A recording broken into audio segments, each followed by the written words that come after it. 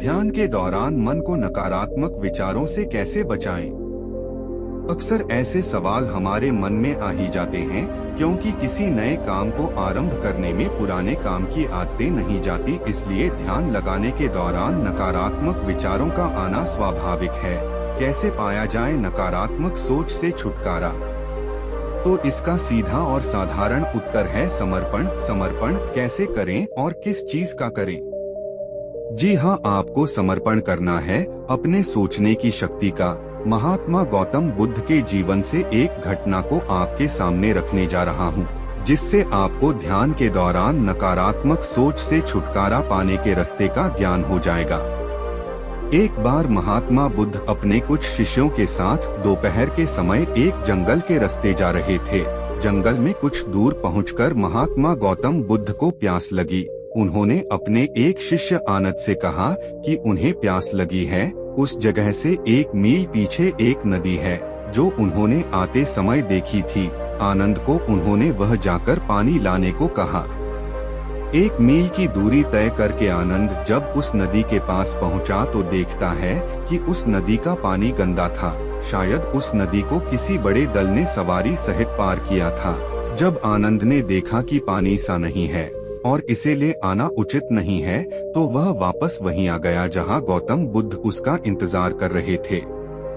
आनंद ने गौतम बुद्ध के समक्ष सारी स्थिति रखी और कहा कि हम आगे चलकर किसी दूसरी नदी से अथवा किसी अन्य स्रोत से पानी पी लेंगे। पर महात्मा बुद्ध ने यह बात न मानी और कहा कि उन्हें उसी नदी का पानी पीना है, इसलिए वह दोबारा जाएं और उसी नदी का पानी लेकर आए। आनंद इस बात से बहुत हैरान हुआ कि महात्मा बुद्ध को उसी नदी का पानी क्यों पीना है, लेकिन महात्मा बुद्ध के आगे वह कोई प्रश्न नहीं उठा सकता था। आनंद फिर से उस नदी की तरफ चला गया। जब वह वहां पहुंचा तब उसने देखा कि नदी का पानी पहले से थोड़ा साफ हो गया था। धूल के साथ नीचे से उठे पत्ते, कीचड़ और कई और चीजें धीरे धीरे नीचे बैठ रही थीं। बाकी की गंदगी पीछे से आने वाला पानी अपने साथ बहा कर ले जा रहा था। आनंद सब धीरे धीरे देख रहा था। वह वहां कुछ देर बैठा। देखते ही देखते नदी का पानी एकदम स्वच्छ हो गया। तो आनंद ने पीने के लिए पानी भरा और वापस महात्मा बुद्ध के पास जा पहुंचा। पानी लेकर पहुंचने पर सबने पानी पिया। तब महात्मा बुद्ध ने आनंद से पूछा, तुम तो कह रहे थे कि पानी पीने के लायक नहीं है, तो फिर यह पानी इतना स्वच्छ कैसे?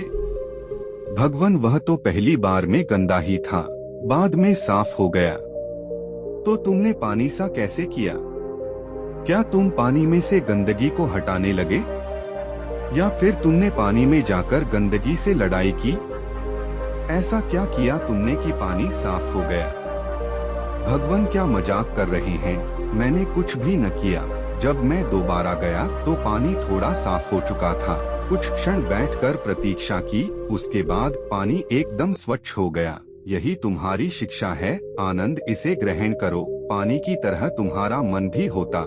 जो आज तुम उस नदी के साथ करके आए हो, वही अपने मन के साथ करो। अगर तुम मन में आए नकारात्मक विचारों के साथ छेड़छाड़ करोगे तो वे सदा ही तुम्हारे मन में बने रहेंगे और तुम्हें गलत कामों की तरफ बढ़ाते रहेंगे। अगर नकारात्मक विचारों के प्रति अपने मन को शांत रखोगे तो वे विचार अपने आप चले जाएंगे। ये विचार भी मन रूपी नदी की तरह है।